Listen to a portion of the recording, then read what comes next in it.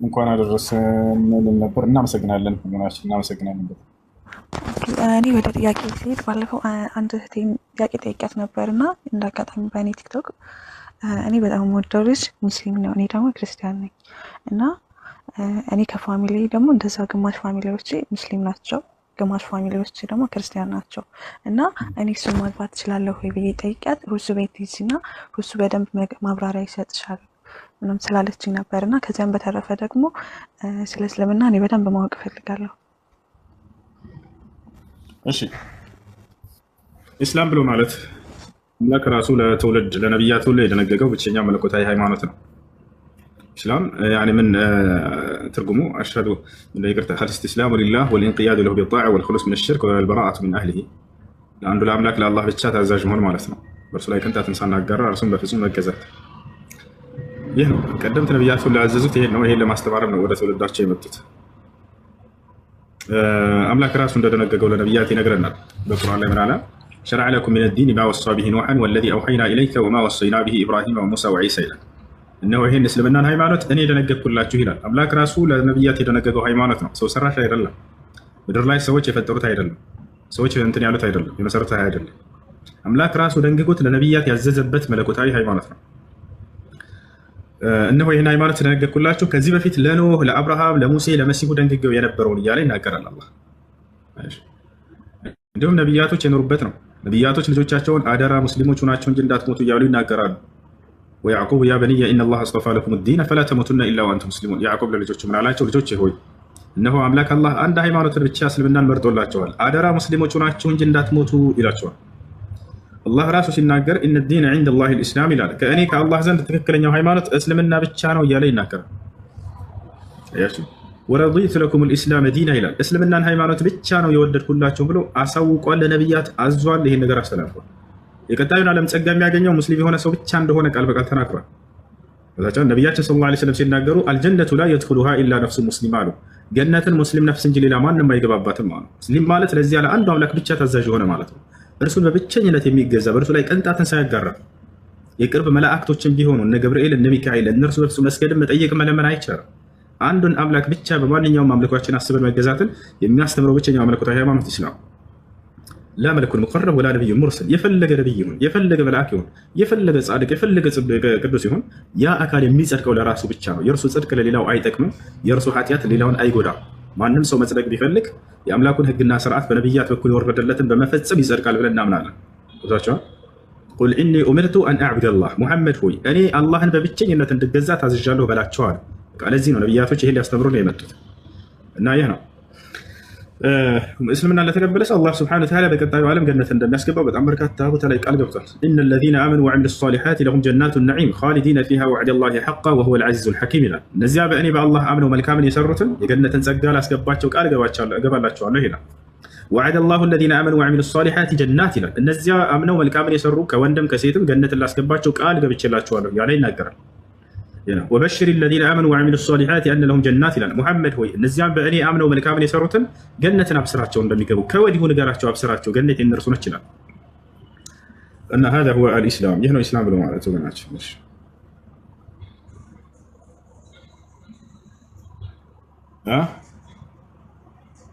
ሰማሽን? ማካይ እዚህ ጋር መሰልከኝ ስልክ እንትን እያልክ ስለሆነ እሺ ቀጣይ ጥያቄ ደግሞ እኔ አንድ ሙስሊም ልጅ እንዴት ነው ማግባት የምችለው? እስልምናን ተቀበል። ሙስሊም ሆነሽ ነው ማግባት የሚቻለው። እሱን ለማግባት ብለሽ ሳይሆን አሁን እስልምና ልትቀበል የሚገባው እንደነገርኩሽ አምላክ የደነገገው ነቢያቶች የሰበኩት የነቢያት ተከታይ የኖሩበት እምነት መሆኑን እንዲሁም ደግሞ በቀጣዩ ዓለም ላይ የቀጣዩን ዓለም የጸጋ የሚያጎናጽፈው ኢስላም በብቻ መሆኑን ተአምነሽና ተረድተሽ እንድትሰልሚ ስለፈለግኩ ነው። ያንን ቀድሜ ነገርኩሽ። ስለ ትዳሩ ቀድሜ አልመለስኩልሽ። ትዳር ምድራዊ ነው። እዚህ ማለት የሆነ አሳሳቢ አይደለም። ያን ያክል ነገር የነቢይ አምላክን ሕግና ስርዓት መጠበቁ ነው ከሁሉም በላይ አሳሳቢ። አምላክን ሕግና ስርዓት ጠብቆ መሄድ ለሰው ልጅ ትልቁ ስኬት ማለት ይሄ ነው። ከዚህ ሰውዬ ማግባት አለማግባት ይሄ ትልቁ እንትን አይደለም። እና ስለዚህ ትልቁ እንትን እዚህ ዓለም ላይ ስትኖሩ ጊዜ የፈጠራችሁን አምላካችሁን አምናችሁ እሱን በብቸኝነት አምልካችሁ በሞት ይሄ ነው በቃ የሰው ልጅ ትልቁ ስኬት እዚህ ዓለም ላይ። ወማ ኸለቅቱል ጂነ ወልኢንሰ ኢላ ሊያዕቡዱን ይላል አላህ። ሰውንም ሆነ ማንኛውም ጅንንም ማንኛውንም አልፈጠርኩም እኔም በብቸኝነት እንዲገዙኝ እንጂ ብሏል። ለዚህ ዓላማ ነው የተፈጠርነው። የሰው ልጅ የመጣበትን ዓላማ በደንብ አድርጎ ሊያውቅ ይገባል። ያንን አንድ አምላኩን በብቸኝነት እንዲገዛ ነው። ያንን ፈጽሞ ነው ከዚህ ዓለም መሄድ አለበት። አደራ አምላካችሁን ሳታመልኩ እንዳትሞቱ። አደራ ከአምላክ ውጭ ሌላን አካል እያመለካችሁ እየሰገዳችሁ እንዳትሞቱ። ይሄ ውርደት ነው ከአምላክ ፊት ነገር። ከአምላክ ፊት ነገር ራስህን ከፍ ማድረግ ከፈለክ እርሱን በብቸኝነት አምልከህ ሂድ። ነቢያቶች ይሄን ነው የሰበኩት። ነቢያቶች አንዱን አምላክ በብቸኝነት እንድናመልክ ነው የሰበኩት። ይታችኋል አይደል? አላህ የውመል ቂያማ ምን ይላል? ኢን ኩሉ መን ፊስ ሰማዋቲ ወልአርድ ኢላ አቲ ረሕማኒ ዓብዳ ወቀድ አሕሷሁም ወዐደሁም ዐዳ ወኩሉሁም አቲ የውመል ቂያመቲ ፈርዳ ይላል። እያንዳንዳቸው ሁላችሁም በተናጠል ከእኔ ፊት መምጣታችሁ አይቀርም ብሏል። ከአምላክ ፊት የምንቆምባት አንዲት ቀን አለች ከሞት በኋላ ያለማንም አጋር ብቻችንና ብሎ ያቆመሃል። የትንሣኤ ቀን እድሜ ሰጥቼህ ነበር። አወለም ኑዐሚርኩም ማ የተዘከሩ ፊህ መን ተዘከር። መገሰጽን የሚገሰጽበት እድሜ አላኖርኳቸውም፣ አልሰጠኋቸውም። 50 ዓመት አኖርኩህ። እኔም በብቸኝነት ተገዛኝ አልኩህ። ነብይ ላኩልህ፣ መጽሐፍትን አወረድኩልህ በዚህ ህግና ስርዓት እንድትከተል። ምን አደረግክ ብለህ የምትጠየቅበት ቀን ይመጣል። አይ ከአንተ ውጭ ሌላ አካሎችን ሳመልክ ነብያትን መላእክትን ስልገዛላቸው ስሰግድ ቆየሁኝ። ከዛ ወደ ገሃነም ነው የምትወርደው። እኔም በብቸኝነት አምልኩኝ ብሎ አምላክ በነብያት በኩል ሁሉ አውርዷል። አምላክ ቀናተኛ ነው። ያ ማለት በመለኮታዊ ባህሪው ላይ ሌላን ማንንም አካል አያጋራም። እርሱን በብቸኝነት እንድታመልኩ ነው ጥሪ ያደረገው። በእርሱ ላይ ሌላ መላእክንም ሆነ ነብያትንም ማንንም ቅዱስ ይሁን ጻድቅ ለዚያ አካል ቅንጣት የአምልኮ ስርዓት እንድትሰሩ አይፈልግም አምላክ። ታቻለ አይደል? ወደዚህ አምላክ በህይወት እስካላችሁ ድረስ ተመለሱ። ነብያቶች የነበሩበትን መንገድ ተከተሉ። ታቻለ ይሄ ነው የሰው ልጅ እዚህ ዓለም ላይ ትልቁ የመጣበት ዓላማ ለዚህ ነው፣ ለሌላ አይደለም። ወማ ኸለቅቱል ጂነ ወልኢንሰ ኢላ ሊያዕቡዱን ይላል። እኔን እንድትገዙኝ እንጂ ለሌላ ዓላማ አልፈጠርኳችሁም ብሎ ቃል በቃል ተናግሯል። በነብያት በኩል አዟል። ይሄን መንገድ ሞት ሳይመጣባችሁ ተከተሉ። ይሄ ነው። እሺ ስለ እስልምና በደንብ የሚያስተምረኝ በተደጋጋሚ መማር ፈልጋለሁ። ወይ ሁለቱና ሊሆን ይችላል የሚያስተምረኝ ማግኘት ይችላለሁ። እዚህ እየመጣች ነው። አሪፍ ሌሎችን ግሩፕ ካላቸው እዛ ካለች ወይም ግሩፕ ያላቸው ልጆች አስገቧትና ትማራለች። እሺ አመሰግናለሁ ስለመለስክልኝ በጣም ነው የማመሰግነው። መልካም የረመዳን ወር ብያለሁ።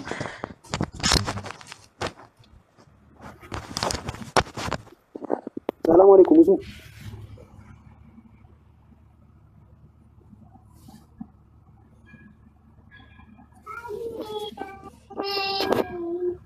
ሰላም አለይኩም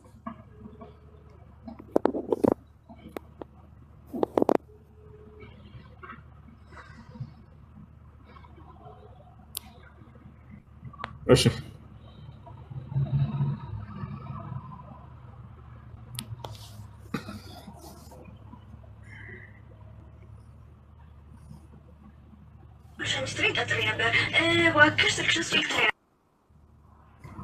እሺ በሱ ፍቃድ በስ አቤት አቤት፣ እንዴት ነህ? ደህና ነህ ወይ? ሰላም አለይኩም ያ ሼህ። ወአለይኩም ሰላም። ሰላም ነው? አልሐምዱሊላህ። ጥያቄ ነበረኝ ያ ሼህ። አይ ሶላት የማይሰግድ ሰው ጾም መጾም አይችልም ወይ ነው ይችላል በሚለው ዙሪያ መልስ እንዲሰጠኝ ነበር። ሶላት የማይሰግድ ሰው ጾም ቢጾም ተቀባይነት የለውም። ከጾሙ ድካም እንጂ ረሃብን ሌላን አያገኝም። ሼክ ኢብኑ ዑሰይሚን ሶላት የማይሰግድ ሰው ጾም አትጾም ተብሎ አይገደልም ብለዋል። ቀጥታ ወደ ጀሃነም ነው የሚወርደው። ይሄ ሰው ለዘላለም ወደ ጀሃነም ነው። مثل اليهود والنصارى እንደ አይሁድን ወይንም ክርስቲያን ሌላ እምነት ተከታይ ጾም ረመዳንን ብለህ እንደማታዘው ሁሉ ሶላት የማይሰግድም ሰው ጾም አልጾመ ይሄ ዋጋ የለም። አሁን እኔ ካለሁበት አንጻር አሁን ለመስገድ የሚመች ቦታ አይደለሁም። ግዳጅ ላይ ነው፣ ወታደር ነኝ፣ ግዳጅ ላይ ነው ያለሁት እና ባለው ሁኔታ አብቃቅቼ መጾም እፈልጋለሁና በጾም ችግር አለው ወይ? ለምንም ብለህ ስገድ፣ ሶላትን ጀምር እንደምንም ብለህ።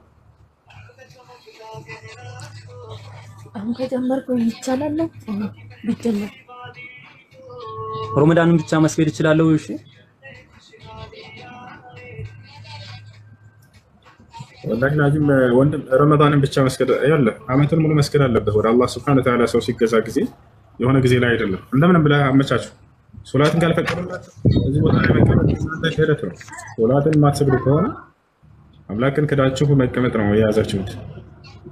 እኛ ሀገራችንን እንወዳታለን፣ ሀገራችንን መጠበቅ አለብን። ጠላት ሊያጠቃት ቢል ነገር ግን ሶላትን አትሰግድም ብሎ አምላክህን ክደህ ሀገርህን ጠብቅ፣ ይሄ አያስኬድም። እንደዚህ ኢትዮጵያን እንወዳታለን። ኢትዮጵያን መጥላት አይደለም ይሄ እናታችን ሀገራችን ኢትዮጵያ በጣም እንወዳታለን። ነገር ግን የአምላክህን ሕግና ስርዓት ክደህ ይሄንን ይሄ አይሆንም።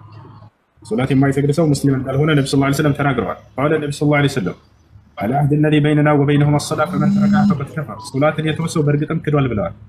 ቦታዎች አለ አይደለ بين الرجل وبين الشرك والكفر ترك الصلاة አሉ። በአንድ አማኝና በክህደት መካከል ያለው ሶላትን መተው ነው አሉ። ሶላትን ከተወት ክዷል ማለት ነው፣ ካዲ ነው። ሶላት የማይሰግድ ሰው ወደ ጀሃነም እንደሚሄድ ቃል በቃል አላህ በቁርአን ላይ ተናግሯል። ማ ሰለከኩም ፊ ሰቀር ቃሉ ለም ነኩ ሚነል ሙሰሊን። የጀሃነም ሰዎች ለምንድን ነው ጀሃነም የገባችሁት ሲባሉ ጊዜ ሶላት አንሰግድም ነበር ይላሉ ተብሎ ተገልጿል። ስለዚህ ያ ነው። በቻልከው አቅም እሺ ጾምህን ጾም፣ በቻልከው አቅም ሶላትህን ለመጠበቅ ሞክር እስከሚመቻችልህ ድረስ። እንግዲህ አንተ ተደብቀህ መስገድ የምትችል ከሆነ ቀጥል፣ ካልሆነ እስከምትችል ድረስ የቻልከውን ሶላት ስገድ። ከዚህ ቦታ ግን እንትን ለማለት ሞክር፣ ለማስተካከል ሞክር። እሺ ኢንሻአላህ። እሺ ያሸፍ። ሰላም አለይኩም። ወአለይኩም ሰላም ወራህመቱላሂ ወበረካቱ። ቴዲ ቴዲ ቴዲ እሺ፣ አቤት። ሰላም ነው? ሰላም ነው። እንዴት ነህ? ይሰማል? ይሰማል። እንዴት ነህ? አለን። እንዴት አላችሁ? ደህና ነን። አማን ነህ? አለን። ደህና። እሺ አለን። ቅድም የሆነ ልጅ ሲጠይቅህ ከበፊቶቹ መጽሐፍት እስልምና እንደነበረ የሚገልጽ ነገር ስጠኝ ሲልህ ነበር። እንደነበረ ቃል ሲልህ ነበር። ታሳየው ግን አልቻልክም። ምን ብዬ መለስኩለት? በቁርአን ብቻ ብለሃል። የበፊቱ መቆየት አልነበረበትም። ምን አልኩኝ? ከዚያ በኋላ ሄሎ፣ ምን አልኩኝ? ከዚያ በኋላ ቁጥ ነው አታቋርጥ። እኔ አልኩትን ከዚያ በኋላ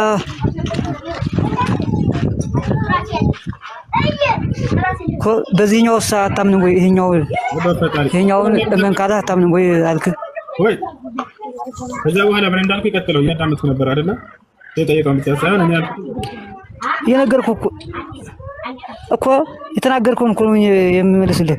እሺ ምን አልኩኝ? ድጋሚ በዚህኛው አታምንም ወይ? ፈጣሪ በዚህ መንካለ እንደዚህ መንካለ አታምንም ወይ? ለዚህ ተናገርክ አላልኩም? ተወሻለህ አንተ ትልቅ ሰው አይደለም ብለሃል። አላልኩም? እንደሱ አንተ ትልቅ አይደለህ እንዴ? ፂም አውጥተህ አንተ አባቴ ትሆናለህ። እስኪ ምን ተናገር ብለሃል። እንደሱ አይደለም ያልኩት። አንተ ሰውዬ ሁላቸውም እዚህ ነበሩ ያልኩትን እሺ ልድገምልህ። በቃ ወይ አንተን በዚያ መልኩ የጠየቁትን ልጠይቅልህ ነው። ማማለህ እሱ ሰላም አለይኩም ወራህመቱላሂ ወበረካቱ። አንድ ቤት አድርገው ተስማማለህ? ቴዲ ሄሎ፣ ልቀጥልልህ? ለልጁ ከቀጠልኩበት ቴዲ ቴዲ ሄሎ። እሺ ወአለይኩም ሰላም። ጥያቄ ምንድን ነው? ቀጥል። እሱ እንኳን አደረሰ ለረመዳን እንትን ሱጁድ ላይ ያለክ ማለት ነው። ልክ ከሱጁድ ተነስተክ ሰላት ላይ ያለ ልክ ሀታ ያቱ ይሰማል። ቀጥል። እሺ አምላክ ለአንድ ነብይ መለኮታዊ መጽሐፍን ከሰጠ ስላለፉ ትውልዶች በዚያ ቢገልጥለት ያን ትቀበላለህ ወይንስ አትቀበልም?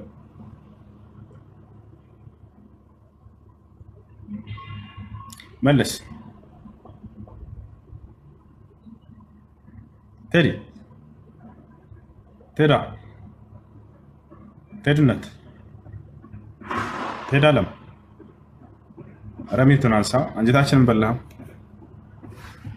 እሺ ቀጥል። ወንድማችን በቃ ቀጥል። የፊቶቹም መኖር አለባቸው። ያው የግዴታ የፊቶቹ እኮ እንድቀበለው የፊቶቹም የግዴታ የፊቶቹ መኖር አለባቸው አይደል? በጣም ጥሩ። የግዴታ ያንን ነብይ እንድትቀበል እሱ በፊት ስላለ የተነገረ መጽሐፍ መኖር አለበት ማለት ነው አይደለ? ከሱ በፊት የተነገረ መጽሐፍ መኖር አለበት። ኔትወርክ እንድንው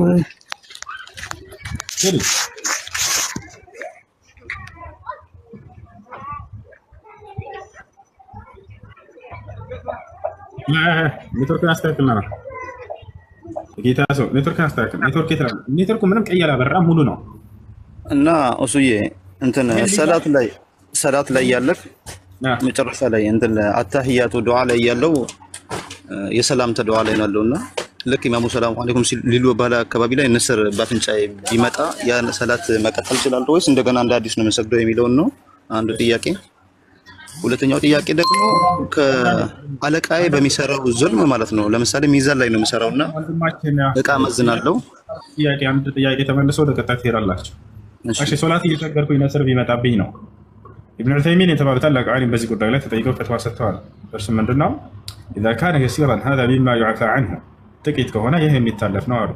እየሰገድክ ትንሽዬ ብቅ ብትል እንደዚህ ነስር ያ ሶላትን እንዳታቋርጥ ለዚች ብለህ ሶፍት ነገር ካለ በእጅ ጠረግ አድርገውና ሶላትህን ቀጥል። ነገር ግን በጣም ብዙ ከሆነ እየተስተ ያለው ሶላትህን አቋርጥና ትወጣለህ። አቋርጠህ ከወጣህ እንደገና እንዳድስ መተስ ትሄዳለህ። እሺ ነው። አዎ ትንሽ ነበር የዛን ቀን እዛው በአንድ እጄ ያዝ አድርጌው ሰላምታ እስኪ ሰላምቱ ድረስ እየጠበቅኩ ነበር የዛን ቀን ትንሽ ማለት። ሁለተኛው ጥያቄ ደግሞ አለቃዬ ጋር በመሰራበት ሰዓት እቃ እየመዘንኩኝ ነው ወደ አንዳንድ ቦታ የማከፋፍለውና ይሄ ሰውዬ ዙልም የሚሰራ ከሆነ እሱ በሚሰራው ስራ ነው የተጠየቀበታለሁ። ለምሳሌ አሁን አንዳንድ ሁለተኛ ደረጃ ላይ ያሉትን እቃዎች በአንደኛ ደረጃ ነው ምናምን ብሎ መጥቶ እኔ ጋር የሚያስቀምጥበት ጊዜ አለና ያን ነገር መዝኜ ለሌላ ወገን መስጠት እችላለሁ። እኔ መዝኜ በመሰጠው እጠየቅበታለሁ እሱ በሚያቀርብልኝ እቃ ማለት ነውና ሚዛን ትንሽ ዘንበል እንትን በሚልበት ሰዓት እኔ እጠየቅበታለሁ ወይ በዚህ ነገር እሱ በሚያቀርብልኝ እቃ ነው እኔ እንትን ብለው አንደኛ ነው ሁለተኛ መሆኑን አውቃለሁ። አንደኛ ነው ብለህ ሰጥ ችግር የለውም ምናምን ይለኛል። እኔ አሁን እሱ ይሄ እኮ እንደዚህ ነው ጥራቱ እንደዚህ ያለ ነው ምናምን ካልኩት ምን አገባ ዝም ብለህ አንደኛ ነው ብለህ አትሰጥም ወይ ምናምን ይለኛል። እና በዚህ ነገር እንዴት ነው የሚታየው? ሐራም ነው፣ ክልክል ነው። ነብያችን ሰለላሁ ዐለይሂ ወሰለም መን ገሸና ፈለይሰ ሚና ያጭበረበረ ከኔ አይደለም ብለዋል። ከዕለታት አንድ ቀን ነብያችን ሰለላሁ ዐለይሂ ወሰለም ይህን ሐዲስ የተናገሩበት ምክንያት የሆነ ቦታ እየሄዱ እያለ አንድ ሰው በጆንያ ተምር ሞልቶ እየሸጠ አገኙት። ከላይ ሲያዩት ተምሩ በጣም ደስ ይላል። ነብያችን ሰለላሁ ዐለይሂ ወሰለም ከውስጥ ያለውም ልክ ከላይ እንዳለው ነው ወይንስ አይደለም ማለት አይ አንተ የአላህ መልክተኛ ከውስጥ ያለው የተበላሸ ተምር ነው አላቸው። ግልጽም ተናገረ። ከላይ ያለውን ይሄ ንጹህ አድርጎታል። ለምን እንዲያደረክ ሲሉት ከላይ ያለውን አይተው ጥሩ ነው ብለው እንዲገዙኝ አለ። በግልጽ ተናገረ፣ አልዋሸም። ነብዩ ሰለላሁ ዐለይሂ ወሰለም ተቆጡ። ይሄን አታድርግ፣ መን ገሸና ፈለይሰ ሚና ያጭበረበረ ከኔ አይደለም አታጭበርብሩ ብለው ከለከሉ። ስለዚህ ሁለተኛ የሆነ ነገር አንደኛ ነው ብሎ መሸጥም ከዚህ ነው የሚቆጠረው። ይሄ ሰዎችን ማጭበርበር አይቻልም፣ አይፈቀድም። ሚዛን አጭበርብሮ መሸጥ እንዲሁ አይቻልም፣ አይፈቀድም። ያንን በማለታቸው ብቻ ነብይ የተናገራቸው ህዝቦች እንዳመጣው ሹዐይብ ዐለይሂ ሰላም ወደ ህዝቦች የተላከው ሚዛንን ሲያጭበረብሩና ሲያምታቱ ስለነበረ ነው። ወኢላ መድየነ አኻሁም ሹዐይበን ቃለ ያ ቀውም እዕቡዱላህ ማ ለኩም ሚን ኢላሂን ገይሩሁ ወአውፉ ልከይለ ወልሚዛን ወላ ተብኸሱ ናስ አሽያአሁም ወላ ትፍሲዱ ፊል አርድ በዕደ ኢስላሒሃ ዛሊኩም ኸይሩን ለኩም ኢን ኩንቱም ተዕለሙን ያለ ይናገራል። ወአውፉ ልከይለ ኢዛ ኪልቱም በምትመዝኑ በምትሰፍሩ ጊዜ ስፍሩን ሙሉ እያለ ይናገራል። ያጓድሉ ነበር። ወዚኑ ቢልቅስጣስ ልሙስተቂም ቀጥተኛና ትክክለኛ በሆነ መመዘኛ መዝኑ ይላቸዋል። እያምታቱ እያጭበረበሩ ይሄን ያደርጉ ነበር። ይሄ ሐራም ነው፣ ክልክል ነው። ለዚህ ስህተትና ለዚህ ማጭበርበር ብቻ ተብሎ ራሱን ችሎ የተላከ ነብይ ያለ ወደ ትውልድ። ስለዚህ ማጭበርበር አይቻልም። ሰዎችን በሚዛን ላይ ማምታታት አይቻልም። ሙስሊም ታማኝ ነው፣ ከታመነ በታመነበት ቦታ ላይ የሚገኝ ነው። ነቢያችን ሰለላሁ ዐለይሂ ወሰለም ሲናገሩ ምን አሉ? ኩን አሚነን ሊመን እተመነክ ወላ ተኩን መን ኻነክ አሉ። ላመነህ ታማኝ ሆነህ ተገኝ፣ የከዳህን እንኳን እንዳትከዳው፣ ለእርሱም ታማኝ ይሁን አሉ። ሙስሊም ክህደት ቢሰሩበትም እርሱ ታማኝ ሆኖ ይገኛል እንጂ አጸፋዊ ምላሽን አይመልስም። እንደውም ታምኖ በእምነቱ ላይ አለመገኘት የመናፍቅነት ምልክት ነው ብለዋል ነብዩ ሰለላሁ ዐለይሂ ወሰለም። ቃለ ነብዩ ሰለላሁ ዐለይሂ ወሰለም አየቱል ሙናፊቂ ሰላት ኢዛ ሐደተ ከዚብ ወኢዛ ወዐደ አኽለፍ ወኢዛ እቱሚነ ኻን። ነቢያችን ሰለላሁ ዐለይሂ ወሰለም አሉ የመናፍቅ ምልክት ሶስት ናቸው አሉ። አንደኛ ሲያወራ ይዋሻል፣ ሁለተኛ ቃል ሲገባ ቃሉን ያጥፋል፣ ሶስተኛ ሲታመን ይክዳል አሉ። አምነው ሰዎች ትክክለኛ ሚዛን ይሸጡልኛል፣ እውነተኛውን አንደኛውን ይሸጡልኛል ብለው መጥተው አንተ ሁለተኛውን አንደኛ ነው ብለህ መሸጥ ይህ እምነትን መብላት ነው። ነቢያችን ሰለላሁ ዐለይሂ ወሰለም እምነትን መብላት የመናፍቆች ምልክት ነውና እንዲህ አይነት ኃጢአትን ተጠንቀቁ ብለው ነው። አይ ኦኬ፣ ሰላም አለይኩም። ይሄን ልጠይቅ ነበር ብዙ ጊዜ መጥታችን ላይ ቅመጥ ነበር። አመሰግናለሁ በጣም በጀዛኒ ፍልደ ኢንሻአላህ ዱአ አድርግልኝ። እንደው አንድ ቀን መጥቼ ከኋላ ቆሜ እንደሰገዳ ተራዊ ዱአ አድርግልኝ ኢንሻአላህ። ለአንተ ቀርብናለት ኢንሻአላህ። ሰላም አለይኩም። ወአለይኩም ሰላም ወራህመቱላሂ ወበረካቱ። ጥያቄ ነበረኝ። እሺ ጥያቄ ምንድን ነው? እንትን ሰላት ላይ ስንቆም የምንነይተው አለ መጀመሪያው ላይ እሱን ነይታለሁ ወይስ እንደዚሁ በልብ በልብ በልብ ነው። አንየቱ መሐሉሃ አልቀልብ። እንነይታለን ወይ? አዎ እንነይታለን። የንያ ቦታው ግን የት ነው ወደሚለው እንምጣ። መጀመሪያ ልናውቅ የሚገባው ነገር ዑመር ብን አልኸጣብ ያስተላለፈው ሐዲስ ከነቢያችን ሰለላሁ ዐለይሂ ወሰለም ቃል ነቢዩ ሰለላሁ ዐለይሂ ወሰለም እንዴት አድርጉ ልጆች ሚውት አድርጉት። ሀሎ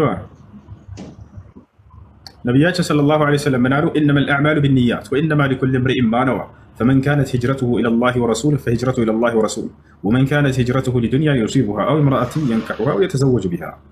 ነቢያችን ሰለላሁ ዐለይሂ ወሰለም ምን አሉ? ኢነመል አዕማሉ ቢንኒያት፣ ማንኛውም ስራ ትክክል ሊሆን የሚችለው በንያ ሲሰራ ጊዜ ነው አሉ። ወኢነማ ሊኩሊ እምሪኢን ማ ነዋ፣ ለሁሉም ሰው ደግሞ የነየተው አለለት ያገኛል የነየተውን አሉ። ንያ ማለት ምን ማለት ነው? አንያ መዕናሁ አልቀስዱ ፊል ቀልብ፣ ንያ ብሎ ማለት በልብ ማሰብ ማለት ነው። ማንኛውንም ስራ ትክክል የሚሆነው በንያ ሲሰራ ነው ሲሉ ጊዜ ያን ነገር ሰውየው ያኔ ንያ በልብ ማሰብ ያን ስራ እንደምትሰራ፣ ለምሳሌ የነገውን ቀን እንደምትጾም በልብህ የሱብሒ አዛን ከመባሉ በፊት የነገውን ቀን እንደምትጾም እና ይህን አምልኮ ለአላህ አምልኮ እየሰራህ እንደሆነ ከአላህ ዘንድ ምን እንዳንፈልገህበት እንደሆነ መነየት በቃ ነው። ሶላትን በምትሰግድ ጊዜ ልክ እንዲሁም የዙሁርን ሶላት ልትሰግድ ከሆነ ተክቢረቱል ኢሕራም ከማለት በፊት በልብህ ማሰብ መነየት የዙሁርን ሶላት ልትሰግድ እንደሆነ ይህንን የምትሰራው አላህን ለመገዛት እንደሆነ ይህንን የምትሰራውን ከእርሱ ዘንድ ውዴታውን ለማግኘት ጸጋውን ለማግኘት እንደሆነ ነይተህ መስገድ ይተዋል። هذا هو النية። ይሄ ነው ንያ። ንያን በአንደበት መግለጽ ይቻላል ወይ? لا التلفظ بالنية بدعة النية محلها القلب። የንያ መገኛ ቦታዋ ልብ ላይ ነው። በልብህ ማሰብ ነው። ትርጉሙ ራሱ ከመሰረቱ አስለን القصد في القلب ማለት ነው። በልብ ማሰብ ማለት ነው። ንያን በአንደበት መግለጽ ይሄ ቢድዓ ነው። ከነብዩ ሰለላሁ ዐለይሂ ወሰለም ከሰሃቦችም አልተገኘም። እሺ ፈርደ ሰላት ብዬ በውስጤ ነው የምነይተው ወይስ ፈርደ ሶላት ምናምን ብለህ መነየት በአንደበት በውጭ አይቻልም። በውስጥም ራሱ ቢሆን ፈርደ ሶላት ምናምን ማለት አይጠበቅብህም። እየተናገርኩ ነው። የዙሁርን ሶላት ልትሰግድ ከሆነ የዙሁርን ሶላት እንደምትሰግድ በልብህ ማሰብና ይህንን አምልኮ ለአላህ ልትፈጽም እንደሆነ ከአላህ ዘንድ ምንዳን አስበህበት እንደሆነ መለየት ብቻ ነው። ይህ ነው ማድረግ የሚጠበቅብህ። ኢንሻአላህ ይስጥልኝ።